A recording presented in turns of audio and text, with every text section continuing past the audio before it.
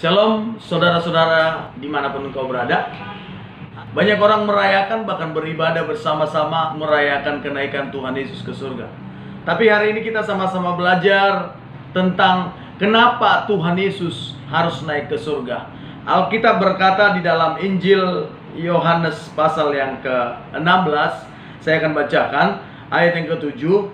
Namun benar yang kukatakan ini kepadamu adalah lebih berguna bagi kamu jikalau aku pergi.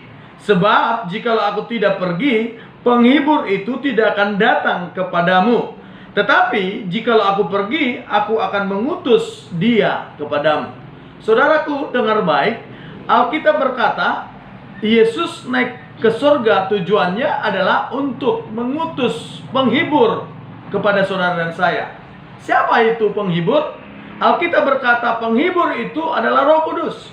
Dengan kata lain, untuk saudara dan saya mendapatkan penghiburan bahkan kekuatan yang baru, kita butuh namanya Roh Kudus. Tetapi persyaratannya, kalau Roh Kudus mau turun ke atas saudara dan saya, tidak ada kata lain, Yesus harus naik ke surga.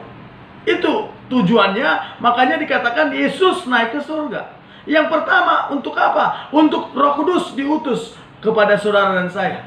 Fungsi Roh Kudus ada bagi setiap orang percaya. Alkitab berkata, Kisah Para Rasul yang pertama ayat yang ke-8 berkata demikian.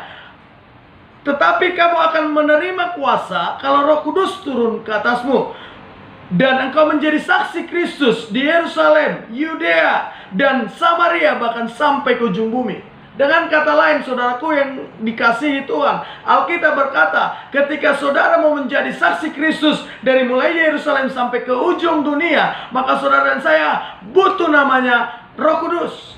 Tanpa Roh Kudus, maka kita tidak akan pernah bisa jadi saksi. Tuhan mengutus Roh Kudus untuk memberikan kuasa, untuk menyatakan cintanya kepada saudara dan saya, bahkan kepada seluruh dunia. Bagaimana Yesus mengasihi setiap orang-orang yang ada di dunia ini. Makanya Roh Kudus harus turun. Untuk apa? Untuk memampukan saudara, untuk menghibur saudara, untuk membuat saudara bisa memberitakan Injil dari Yerusalem, Yudea, dan Samaria, dan sampai ke ujung bumi.